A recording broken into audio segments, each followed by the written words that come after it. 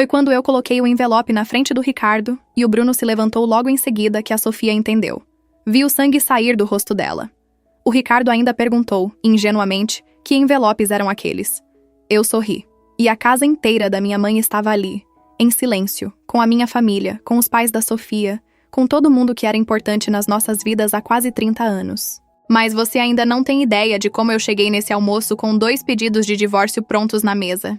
Então deixa eu voltar uns meses, porque tem coisa demais para te contar antes. Meu nome é Camila, tenho 34 anos, sou advogada. Cresci em Araçatuba, num bairro de classe média, filha de um professor universitário e de uma psicóloga. Sou daquelas que estudaram em escola pública até o fundamental e, em particular, no ensino médio com bolsa parcial, dessas que você conquista no vestibulinho e segura na unha. Entrei na faculdade de Direito Pública aos 17.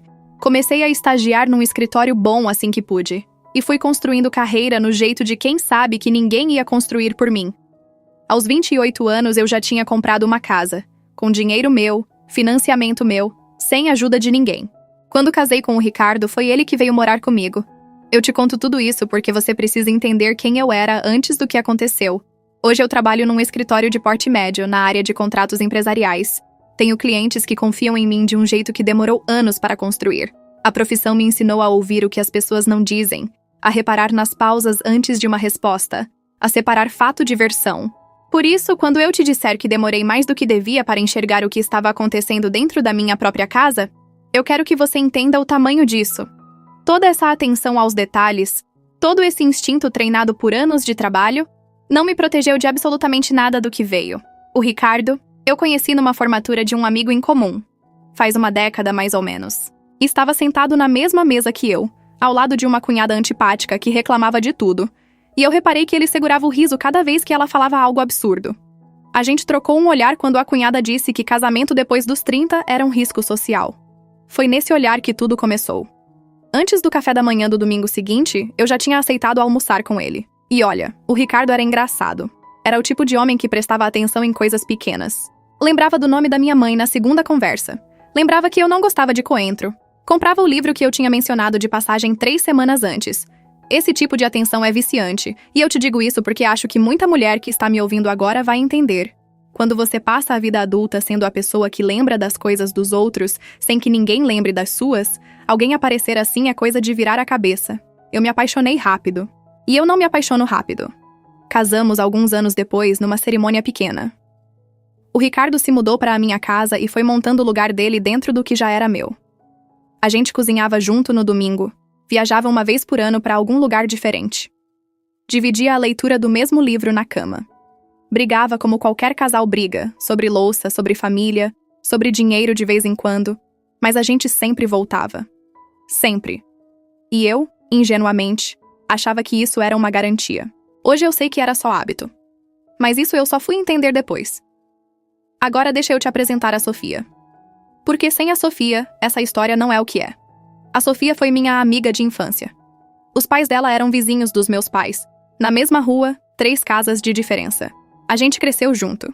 Brincava na calçada depois da escola, almoçava na casa uma da outra sem combinar, passou as férias de janeiro inteiras no quintal das 2 casas durante a infância toda. Quando entramos na faculdade, escolhemos cursos diferentes, mas na mesma universidade, e continuamos vendo uma a outra todo dia. Quase 30 anos, dá pra imaginar? Ela era a primeira pessoa que eu ligava quando algo bom acontecia. E a única que eu ligava quando algo ruim acontecia. Madrinha do meu casamento. E eu fui madrinha do dela. 2 anos depois, quando ela casou com o Bruno, médico, daquele tipo de homem bom que parece personagem fora de contexto na vida adulta moderna. Para você ter uma ideia, a Sofia tinha a chave da minha casa. Sabia o segredo do cofre. Sabia em que farmácia eu comprava remédio controlado e qual remédio. Esse nível de intimidade. E é nesse nível de intimidade que cabe a profundidade do estrago que vem.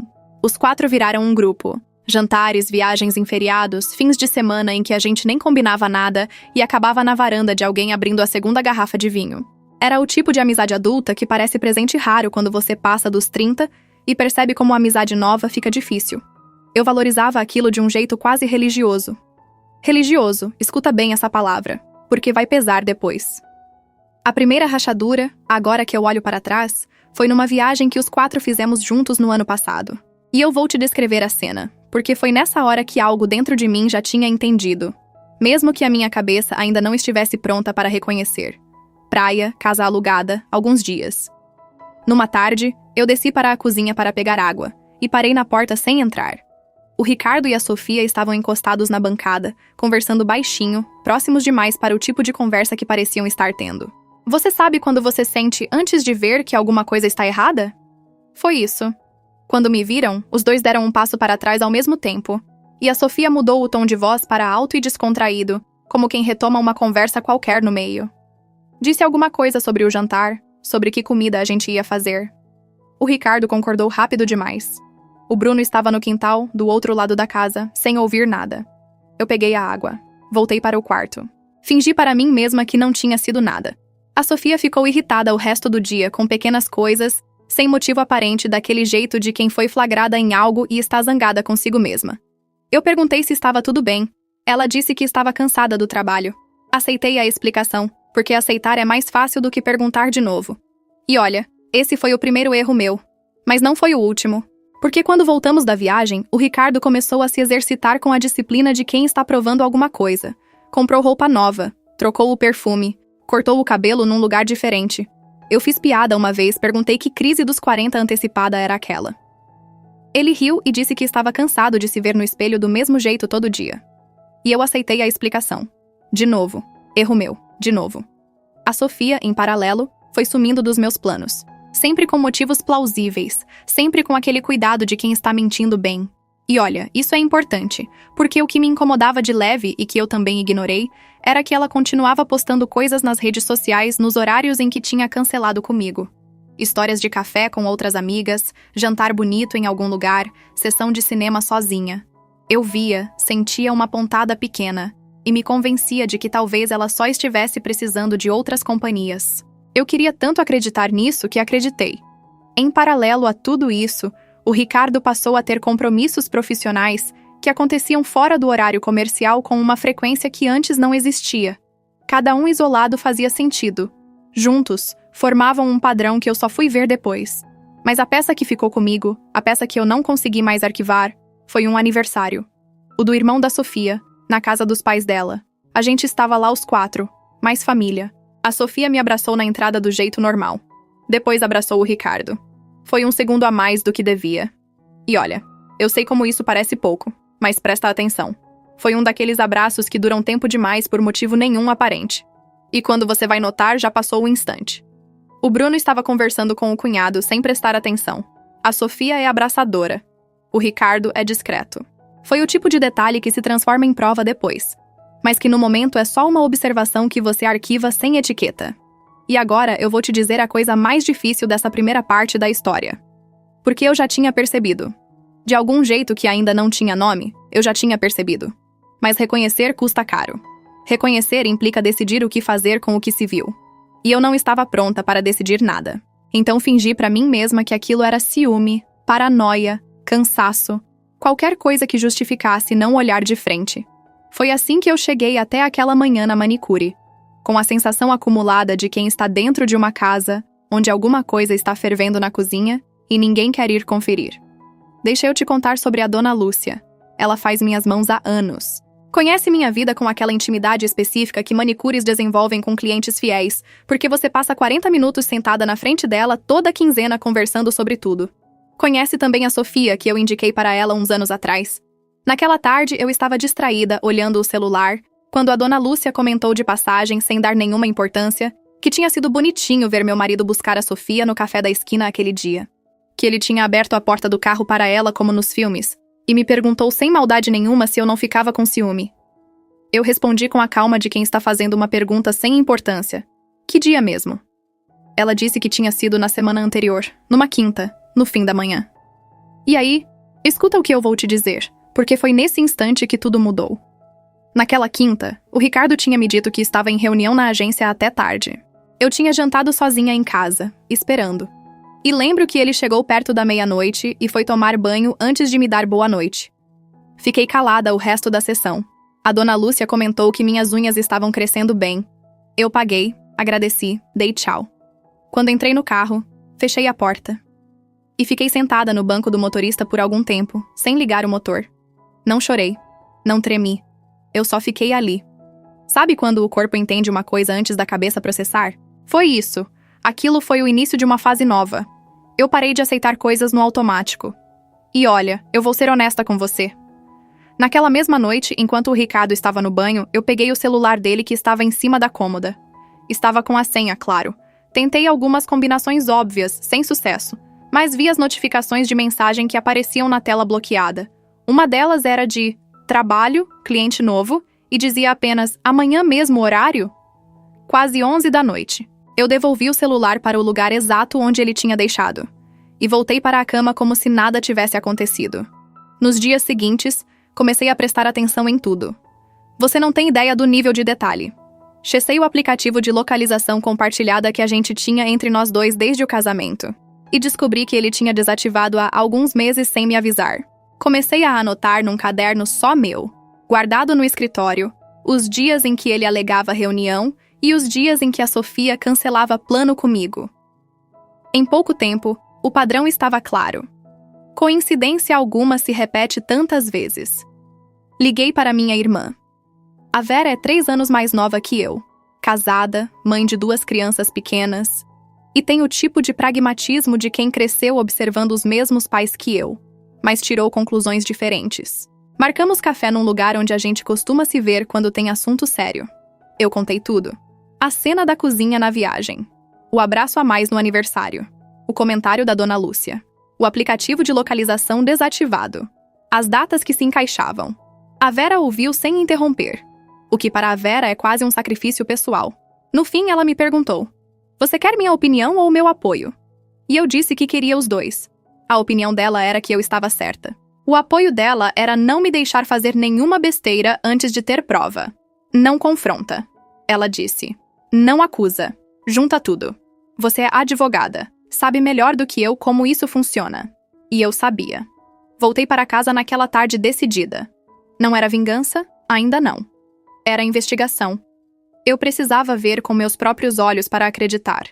E aí começou a parte mais estranha da minha vida.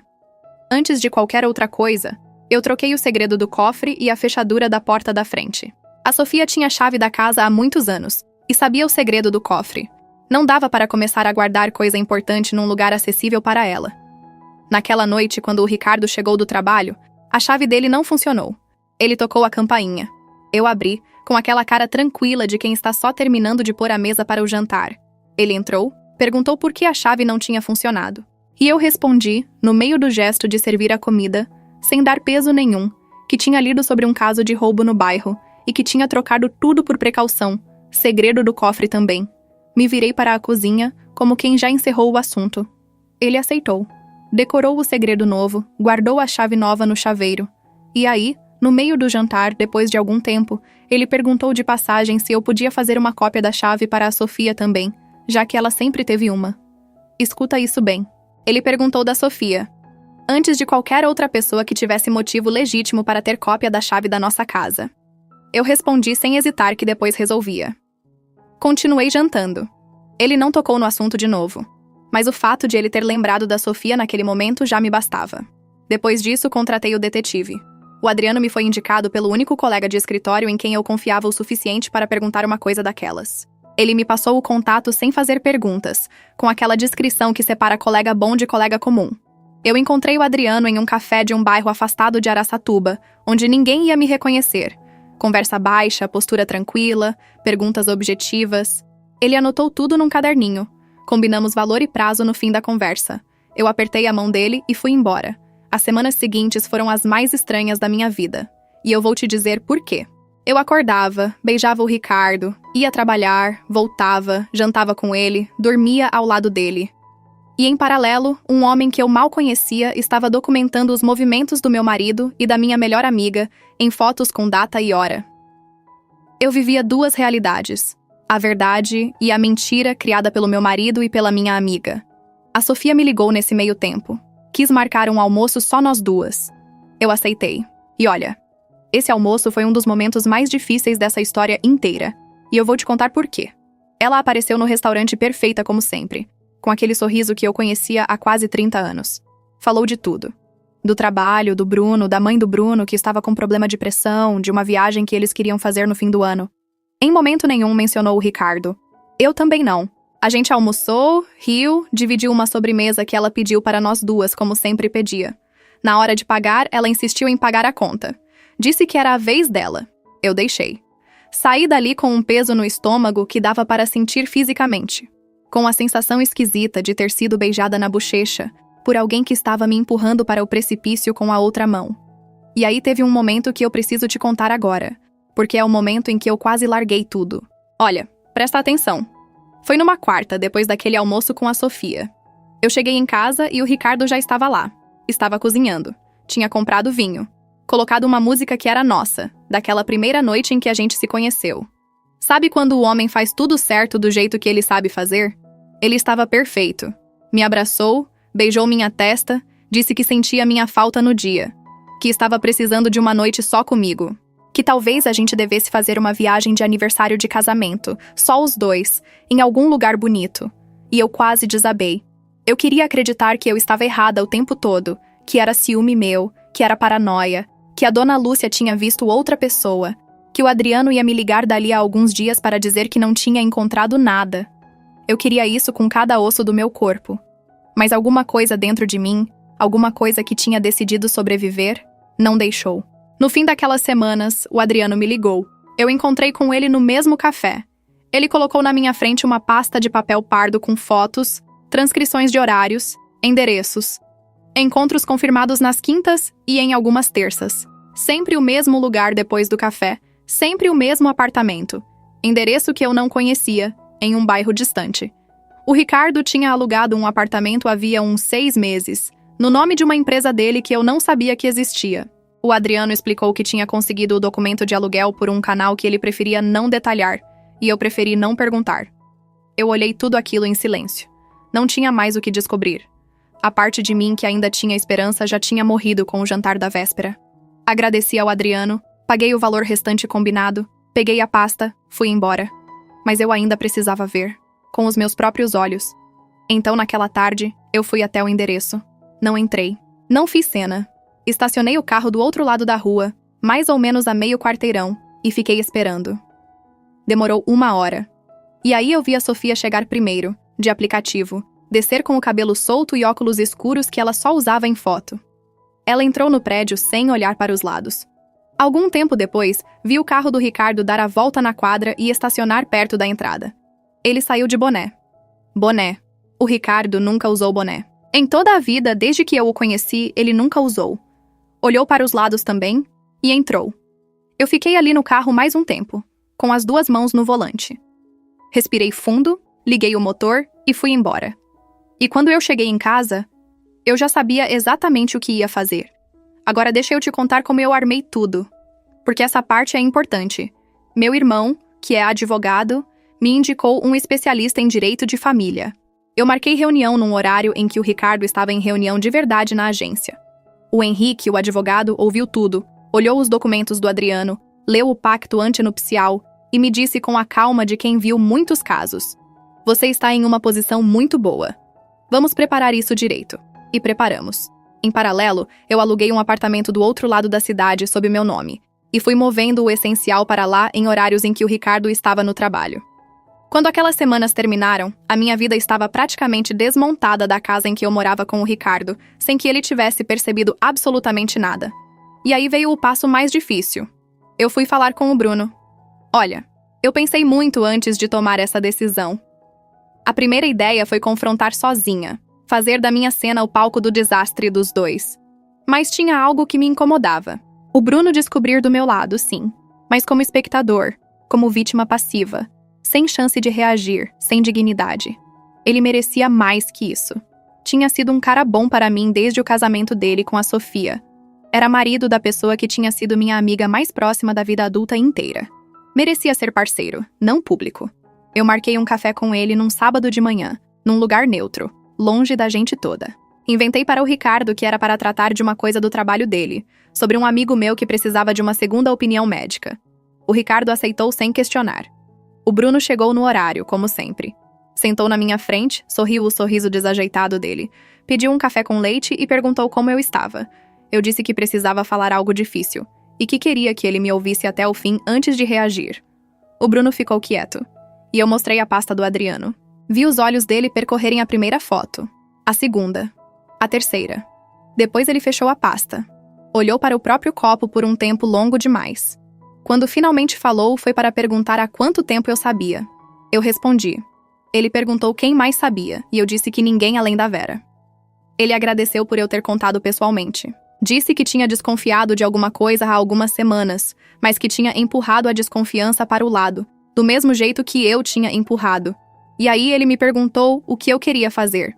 E eu disse a verdade, que eu ia me divorciar, que os papéis estavam prontos, que eu não queria espetáculo, mas queria que os dois descobrissem ao mesmo tempo, na frente um do outro, sem espaço para mentira de canto de boca. E disse que entenderia se ele quisesse fazer diferente, que ele tinha o direito de escolher como contar à esposa dele. O Bruno olhou para mim e disse uma única frase. Eu quero entregar junto com você. E foi assim que eu ganhei um aliado. Agora, a escolha do palco foi minha. E eu vou te dizer por que esse detalhe importa. O aniversário da minha mãe estava marcado para o sábado seguinte. Almoço grande na casa dos meus pais, com a minha família toda. E com a família da Sofia, que sempre era convidada porque a gente cresceu na mesma rua e os meus pais conheciam os pais dela há décadas. O Ricardo ia. O Bruno ia. Era o tipo de evento ao qual ninguém faltava sem motivo claro. Eu escolhi por isso. O Bruno foi até o Henrique nos dias seguintes, contratou ele também, e preparou o pedido de divórcio dele com a mesma equipe que cuidava do meu. No dia do aniversário, eu cheguei na casa dos meus pais antes de todo mundo. Ajudei minha mãe a finalizar as coisas na cozinha como sempre fazia, abracei meu pai, brinquei com as crianças da Vera. A Vera me deu um olhar quando ninguém estava vendo, e eu confirmei com um aceno. Ela sabia que era hoje. O Bruno chegou pouco depois, abraçou todo mundo, me cumprimentou no jeito dele, sem olhar nos meus olhos por muito tempo. Tinha um envelope branco no bolso interno do paletó dele. Eu tinha o meu na bolsa, em cima do aparador da sala. A Sofia chegou com os pais. O Ricardo chegou logo depois. Os dois cumprimentaram todo mundo com aquele jeito de pessoas que estão dentro da própria mentira há tanto tempo que já esqueceram que estão mentindo. A gente almoçou, conversou sobre tudo, comeu. Cantamos parabéns para a minha mãe. Ela cortou o bolo sorrindo, fazendo aquela cara feliz que toda mãe faz quando recebe a atenção dos filhos. Eu olhei para o Bruno do outro lado da mesa, e ele olhou para mim, e a gente fez um aceno mínimo, do tipo que ninguém em volta perceberia. E aí eu me levantei e pedi 1 minuto de atenção. A casa silenciou. Minha mãe olhou para mim curiosa. O Ricardo sorriu, achando que era homenagem. A Sofia ficou parada, no jeito de quem sente alguma coisa estranha, mas ainda não consegue identificar. Eu pedi desculpa antecipada à minha mãe pela cena que eu ia fazer no aniversário dela. E falei o resto rápido. Que eu havia descoberto nos últimos meses que o Ricardo tinha um caso com a Sofia há mais de 6 meses. Que existiam provas, relatório de detetive, tudo documentado. Que eu não estava ali para discutir. Estava ali para informar e entregar os papéis do divórcio ao Ricardo. Eu andei até a bolsa. Peguei o envelope, voltei. Coloquei na frente do Ricardo, na mesa, em cima do prato que ele tinha acabado de usar. E foi aí que o Bruno se levantou. Ele tirou o envelope dele do bolso interno do paletó. Andou até a Sofia em silêncio, com aquela calma médica que ele tinha o tempo todo. Colocou o envelope na frente dela. Em cima do envelope depositou um cartão. E disse, sem alterar o tom de voz: Sofia, você não volta para casa. Suas coisas vão ser enviadas para a casa da sua mãe ainda hoje. A partir de agora, conversa só com o meu advogado. E olha, a casa inteira estava em silêncio. Os pais da Sofia estavam pálidos. A minha mãe levou a mão à boca. A Vera estava do meu lado, em pé, sem que eu tivesse percebido que ela tinha se levantado. O Ricardo abriu o envelope dele com a mão tremendo. A cara dele mudou em 3 segundos. A Sofia não abriu o dela. Ela já tinha entendido só de ver o Bruno depositar o cartão. E aí, ela começou a falar meu nome. Camila, ela disse. Camila, deixa eu explicar. Eu olhei para ela com toda a calma que ainda restava em mim e disse uma única frase. Você deixou de existir para mim no dia em que eu vi as fotos. A Sofia parou de falar. Eu peguei a bolsa que estava em cima do aparador da sala. Beijei a minha mãe no rosto, sem dizer nada, e ela me olhou de um jeito que só uma mãe consegue olhar para uma filha em um momento desses. Olhei para o Bruno e dei um aceno. Olhei para o Ricardo e para a Sofia e disse: Vocês se merecem, aproveitem. E eu e o Bruno saímos juntos. No carro, ele me deu um abraço breve, perguntou se eu estava bem, eu disse que estava, e a gente se despediu. Agora deixa eu te contar como ficaram as coisas depois. O divórcio andou rápido. O Ricardo tentou negociar nos primeiros dias com aquele desespero contido de quem sabe que perdeu, mas ainda quer manter alguma dignidade. Não conseguiu, porque eu tinha advogado bom e ele perdeu a cabeça nos momentos errados. Acabou aceitando os termos que o Henrique propôs. A Sofia me ligou bastante nas primeiras semanas. Eu não atendi. Ela mandou mensagens longas que eu li uma vez e arquivei. Mandou flores que eu doei para o porteiro do prédio. Pediu para a Vera intermediar e a Vera respondeu por mim com uma única frase. Disse assim: "Você deixou de existir para ela, não procura mais." E a Sofia não procurou. O Bruno e eu continuamos em contato. Ele me ligou no dia em que assinou o divórcio dele. Eu liguei quando assinei o meu. E a gente se vê de vez em quando para tomar café e conversar sobre nada de importante. Uma amizade nascida do pior momento da vida dos dois é honesta de um jeito que poucas amizades conseguem ser. A Sofia e o Ricardo perderam tudo. E eu vou te dizer isso sem dramatizar, porque é fato. Eu soube por terceiros, sem querer saber. Mas as informações chegam mesmo quando a gente não procura. O caso entre os dois não durou um mês depois do aniversário. O Ricardo foi demitido da agência algumas semanas depois, por um motivo que oficialmente era reestruturação, mas que todo mundo no meio dele entendeu de outro jeito. A última coisa que eu soube foi que ele estava morando com a mãe outra vez. A Sofia ficou sozinha. Os pais dela cortaram contato por um tempo. O Bruno não voltou atrás. A vida que ela tinha construído simplesmente parou de existir. E olha, eu quero ser honesta com você. Não foi vingança minha. Foi consequência natural de uma escolha que ela fez e nunca calculou o custo de.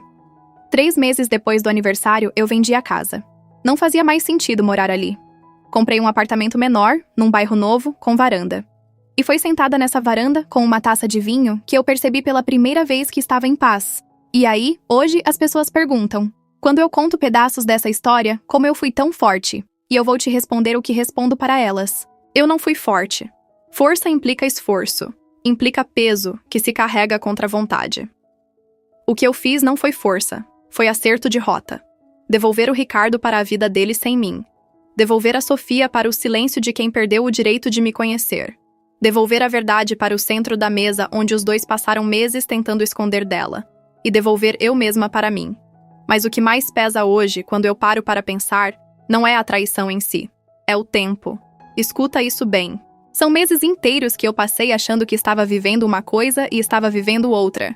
Cada jantar em que a Sofia aparecia leve, cada vez que o Ricardo dizia que ia ficar até tarde no trabalho e eu acreditava, cada ligação que eu fazia para a minha melhor amiga contando alguma coisa do meu dia, tudo isso eu vivia achando que era verdadeiro.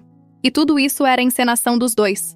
E o estranho, e eu te peço para guardar isso, é que mesmo a encenação deixa a marca real. As decisões que eu tomei nesse período, as coisas que eu deixei de fazer porque achava que tinha um casamento sólido para preservar, as conversas que eu tive com outras pessoas baseadas em uma vida que não existia, nada disso volta. A gente carrega o tempo que viveu, mesmo o tempo que foi roubado. E histórias como essa circulam em silêncio entre mulheres que se reconhecem em um olhar trocado na sala de espera, na fila do mercado, no consultório, no salão de beleza. Cada sentimento dela já foi vivido por alguém perto de você. E talvez por você mesma, em algum momento. Eu conto histórias assim porque acredito que existe uma forma de contar dor, que é também uma forma de devolver a dor para quem nunca devia ter sido confiado. E porque acredito que mulheres têm o direito de se enxergar inteiras antes de chegar no chão da própria cozinha sem entender como foram parar lá. Algumas histórias mudam quem conta, outras mudam quem ouve. Essa eu espero ter mudado as duas. Se mudou alguma coisa em você, me conta nos comentários. E ativa o sininho.